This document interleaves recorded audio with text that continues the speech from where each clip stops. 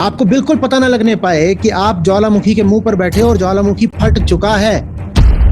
हाल ही में एक पॉडकास्ट है जो काफी ज्यादा वायरल हो रहा है और इसमें दो चीजों की बहुत ज्यादा चर्चा की गई है। ये कह रहे हैं कि हम एक सिमुलेशन में रह रहे हैं, हम माया में रह रहे हैं और फ्यूचर में पूरी कॉन्शियसनेस भी कोलैप्स कर जाएगी। इसलिए ये एक ऐसे इंफ्रास्ट्रक्चर का निर्माण करना चाहते हैं कि पृथ्वी बचे या ना बचे पर मनुष्य बचा ले जाएंगे। पृथ्वी खत्म हो जाए, इंसान को बचाना है। वाह रे वाह। मनुष्य के शरीर में 70% पानी है और पृथ्वी की सतह पर भी 70% पानी है। आपको दिखाई नहीं दे रहा कि हम पृथ्वी ही हैं और आप ऐसी जगह जा रहे हो जहाँ पानी की बूंद भी नहीं है, जहाँ अलग से प्लांट लगा करके बस किसी तरीके से इतना पानी दिया जाएगा कि पी के जिंदा रह लो। अगर प्लेनेट बदल गया तो आपने ये जितनी गजलें लिखी हैं, ये जितनी आर्ट फॉर्म्स हैं, ये सब आपके लिए बेकार हो जाएंगी क्योंकि माइंड बदल जाएगा। किसी और ग्रह पर जाने का मतलब है सामूहिक आत्महत्या की सोचना। वो अपना रॉकेट पर बैठ करके अपनी पूरी अपना कुटुंब लेकर के और 2-4 दर्जन बच्चे लेकर के और अपने जैसे लोग लेकर के वो उड़ जाएंगे। आप बस जब वो लोग अपने रॉकेट में बैठ करके भाग रहे होंगे, एक फैन की तरह आप नीचे से खड़े होकर सेल्फी ले रहे होगे, ये मैं हूं और ये वो रॉकेट है और चारों तरफ मेरे अब ये दुनिया जल रही है और ये अपने रॉकेट में भाग रहे हैं। उस सपने को पूरी मानवता के सामने ऐसे दिखाया जा रहा है जैसे ये जितने 800 करोड़ लोगों की पृथ्वी पर आबादी है ये सारे चले जाएंगे। वो ये सब इसलिए कह रहे हैं ताकि क्लाइमेट चेंज की ओर आपकी नजर ना जाए, ताकि आपको लगे अच्छा क्लाइमेट चेंज से पृथ्वी समाप्ति होने वाली है तो हो जाए, हमें तो दूसरे प्लेनेट पर जाना है ना। एक बात बस याद रख लीजिएगा, हम गीता सत्रों में गाते हैं ना, जब काम भरा हो आंख में तब सच नजर नहीं आता है। आप कह रहे हो बच्चा भी जानता है कि आज दुनिया बिल्कुल विनाश के मुहाने पर खड़ी है, क्लाइमेट क्राइसिस सब जानते हैं। तो फिर और ये जो सब बहुत सारे बड़े बड़े लोग हैं, क्लाइमेट डिनायलिस्ट्स हैं, इनको क्यों नहीं दिख रहा है? आग दहके पर धुएं से प्रकाश ढक सा जाता है, जब काम भरा हो आंख में तो सच नजर नहीं आता है। आंख में जब कामना भरी हो तो सच्चाई नहीं दिखाई देती। और कामना कब भरी होती है? जब आपको दुनिया का बहुत पता होता है, अपना कुछ भी नहीं पता होता। और ऐसे लोग बहुत खतरनाक हो जाते हैं, बहुत खतरनाक हो जाते हैं। आपका जो कद है वो पृथ्वी के व्यास से निर्धारित हो रहा है। पृथ्वी की जो ग्रेविटी है ना, वो आपकी हाइट तय कर रही है। पृथ्वी की ग्रेविटी जो है, और पृथ्वी की ग्रेविटी उसके रेडियस से आ रही है। पृथ्वी का रेडियस तय कर रहा है कि आपके शरीर में मांसपेशियां कितनी होंगी। अच्छा बताइए, आपका जो मसल मास है वो टोटल मास का एक पर्टिकुलर परसेंटेज ही क्यों होता है? आपने अपना बॉडी मास एनालिसिस कभी कराया हो तो उसमें आता है बॉडी में इतना फैट है, इतना स्केलेटल मास है और इतना मसल मास है, ऐसे आता है। तो जो आपका मसल मास आता है, चाहे जितना भी आता हो, 45%, 70%, यही सब रहता है लोगों का, तो वो उतना ही क्यों आता है? क्योंकि उसका संबंध पृथ्वी के व्यास से है, डायमीटर से है। ग्रेविटी तय करती है आपको कितनी मसल चाहिए। अगर ग्रेविटी ज्यादा होती तो आपकी थाई मसल्स, आपकी काफ मसल्स और मजबूत चाहिए होती चलने के लिए। अगर ग्रेविटी बहुत ज्यादा होती तो आपका शरीर बहुत दूसरे तरीके से इवॉल्व करता। और ब्रेन भी शरीर ही है ना, ब्रेन भी शरीर है। ग्रेविटी दूसरी होती तो ब्रेन भी दूसरे तरह से इवॉल्व करता। ब्रेन दूसरे तरीके से इवॉल्व करता तो जिसको आप थॉट या कॉन्शियसनेस बोलते हो वो भी दूसरी होती। तो इंसान का तन और मन दोनों पृथ्वी ही हैं। आप मालूम है क्या हो? पृथ्वी की सतह पर चल रही बहुत मामूली गतिविधि, उसको बोलते हैं इंसान। 6400 किलोमीटर पृथ्वी का रेडियस है और जो पृथ्वी की क्रस्ट है, जो पृथ्वी का बिल्कुल बाहरी छिलका है, टॉप सॉइल से भी जरा सा ऊपर वाला, उस पर कुछ नन्हे नन्हे कीड़े रेंग रहे होते हैं और वो वहां कुछ ऐसे ही अपना इधर उधर कुछ कुछ कुछ कुछ कुछ कुछ कर रहे हैं, उसको इंसान बोलते हैं। आपकी आंखों का जो पूरा कॉन्फ़िगरेशन है वो इस प्लेनेट ने तय करा है। बताता हूं कैसे। पृथ्वी अगर सूरज से ज्यादा दूर होती तो आपकी आंखों को जरूरत पड़ती और ज्यादा शार्प होने की, क्योंकि रोशनी कम होती। पृथ्वी अगर सूरज के ज्यादा पास होती तो भी आपकी आंखें अलग होती, क्योंकि रोशनी ज्यादा होती। तो फिर आंखें में आपके जो रॉड्स का, कोन्स का, रेटिना का जो साइज है वो सब दूसरे तरीके का होता।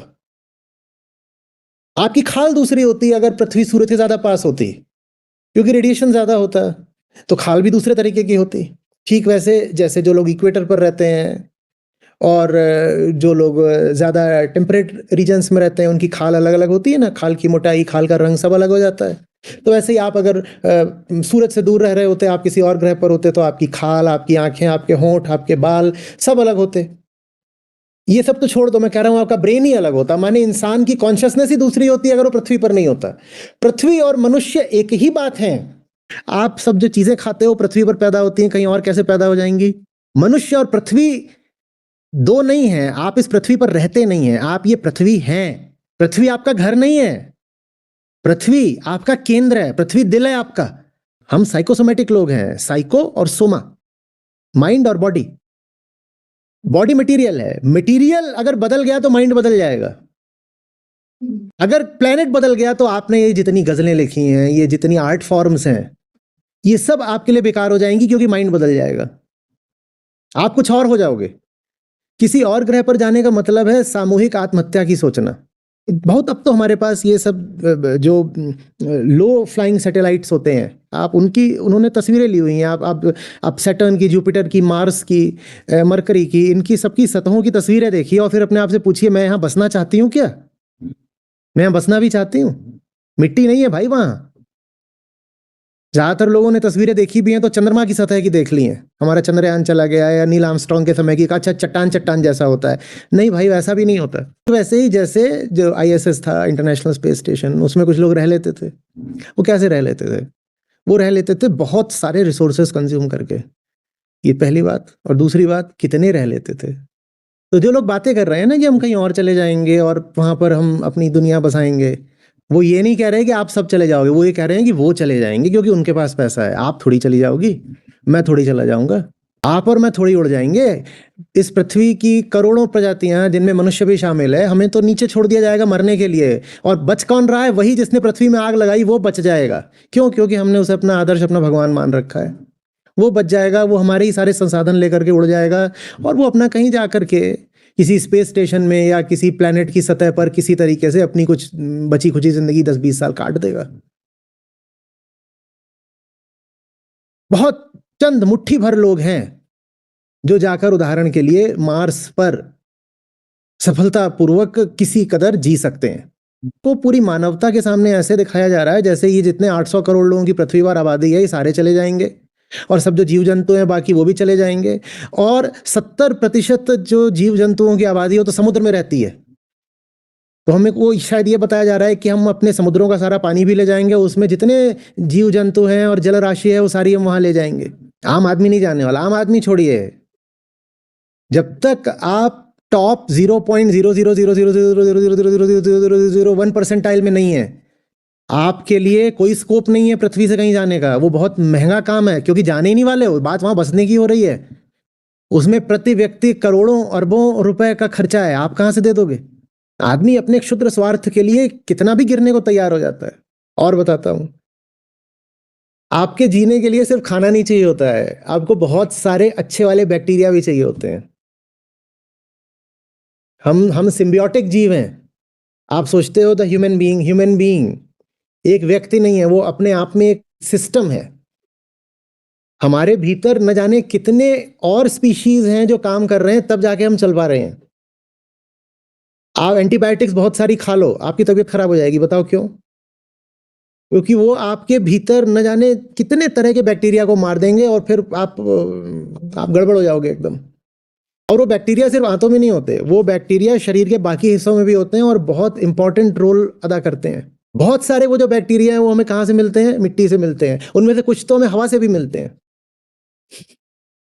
आप जहां जा रहे हो वहां पर आपको ये जो बाकी स्पीशीज हैं ये भी मिल जाएंगी। इनके बिना आप कैसे जी लोगे? मैं कोई बहुत गहरी बातें नहीं बता रहा हूं।